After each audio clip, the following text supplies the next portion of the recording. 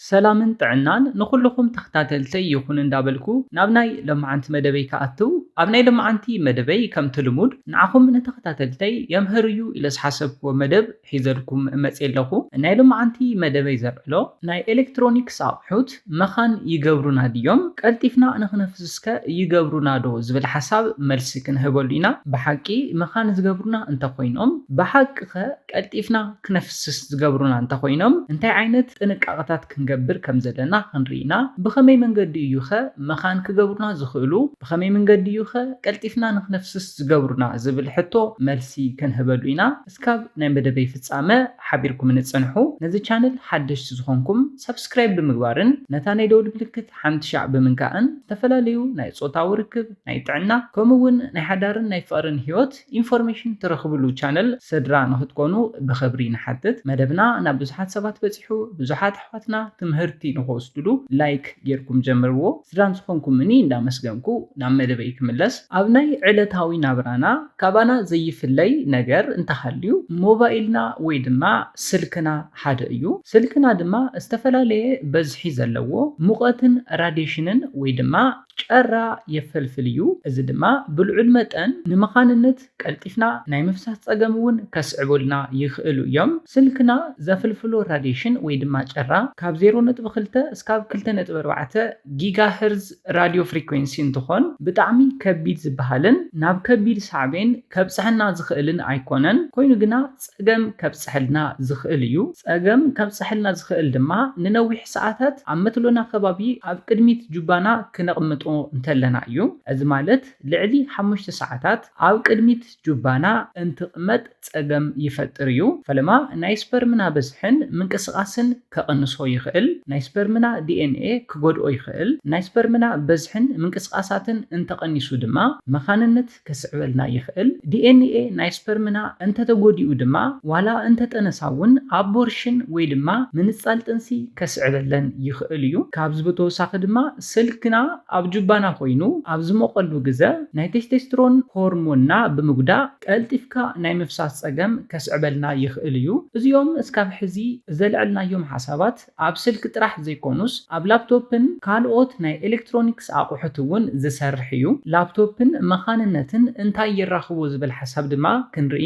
ንላፕቶፕ ኣብ ሸለፍና ብምግባር እንትንጥቀም ኣብ መትሎና ከባቢ ሙቐት ስለ ዝፈጥር ብፍላይ ፍረነብስና ድማ ከቢድ ሙቐት ናይ ምፅዋር ዓቕሚ የብሎምን። እነዚ እዩ ድማ ንበይኖም እትሕቲሎም ንኽቕመጡ ዝተገበረ። ፍረነብስና ካብ ካልኦት ክፋል ሰውነትና እንተነኣሰ 2% ዝሕል ዝበለ ክኸውን ኣለዎ።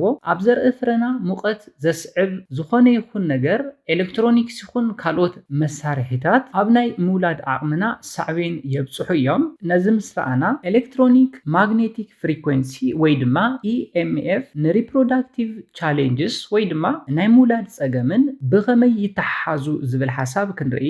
ሓደ መፅናዕትታት EMF ኣብ ሴላትና ፀገም ከብፅሑ ከም ዝኽእሉ ይሕብሩ። ላፕቶፕ ይኹን ካልኦት ስማርትፎናት ኣብ ሪፕሮዳክቲቭ ኦርጋንና ዘሕድርዎ ፀገም ከም ዘሎ ሓደ መፅናዕትታት ይሕብሩ እዮም። ስለዝኾነ ናይ ኤሌክትሮኒክስ ኣቑሑት ከምኒ ስልክን ላፕቶፕን ናብ ቀልጢፍካ ምፍሳስን መኻንነትን ከብፅሑና ይኽእሉ እዮም። ከም ዘብፅሑና ድማ ሓደ መፅናዕትታት ስለ ዝሕብሩ ምጥንቃቕ ዝበለፀ ዝምረፅ እዩ። ቀፂልና ንሪኦ ድማ ኢሬክታል ዲስፋንክሽን ወይ ድማ ናይ ፆታዊ ርክብ ምድካምን ኤሌክትሮኒክስ መሳርሒታትን እንታይ ይራኽቦም ዝብል ሓሳብ ክንርኢ።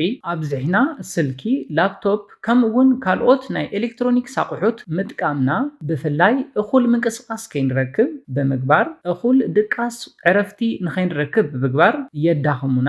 እኹል ዕረፍትን ናይ ሰውነት ምንቅስቓስን ዘይንረክብ ዘይንገብር እንተኾይና ድማ ብስፖርቲ ዝበቕዐ ሰውነት ዘይንሕዝ እንተኾይና ኣብ እዋን ፆታዊ ርክብ ቀልጢፍካ ናይ ምፍሳስ ፀገም ከጋጥመና ይኽእል እዩ ወይ ድማ ናይ ኢሬክታል ዲስፋንክሽን የጋጥመና እዩ። ስለዝኾነ ኤሌክትሮኒክስ እውን በዚ መንገዲ እዚ ናብ ቀልጢፍካ ምፍሳስን መኻንነትን ከብፅሑና ከም ዝኽእሉ ብምፍላጥ ካብ ኤሌክትሮኒክስ ኣቑሑት ክትጥንቀቁ ኣለኩም። ብበዝሒ ንነዊሕ ሰዓታት ንልዕሊ 5 ሰዓታት ናይ ኤሌክትሮኒክስ ኣቑሑት ኣብ ጁባኹም ክትቕምጡ የብልኩምን። ሙቐቶም ዝሰድዎ ራዲሽን ኣብ መትሎና ከቢድ ሳዕቤን ከብፅሑ ስለዝኽእሉ ስለዝኾነ ናይ ኤሌክትሮኒክስ ኣቑሑት ዋላ እኳ ብበዝሒ መፅናዕትታት 100% መኻንነትን ቀልጢፍካ ናይ ፍሳስ ፀገምን ከም ዘስዕቡ ዋላ እኳ ተዘይተረጋገፀ ምጥንቃቕ ስለ ዝሓይሽ ንነዊሕ ሰዓታት ናይ ኤሌክትሮኒክስ ስልክኹም ኣብ ጁባኹም ከቕመጥ የብሉን። ብተመሳሳሊ ድማ ላፕቶፕኹም ኣብ ሸለፍኩም ብምግባር ንነዊሕ ሰዓታት ክትጥቀሙ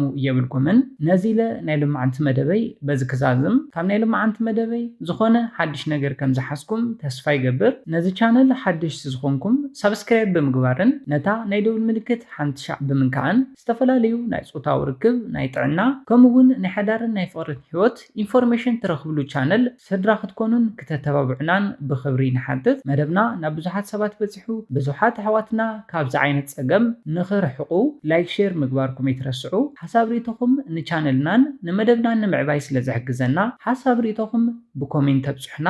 ብኻሊእ መደብ ብኻሊእ ሓሳብ እስካብ ንራኸብ ሰላምን ጥዕናን ንኹላትና። ያነየለይ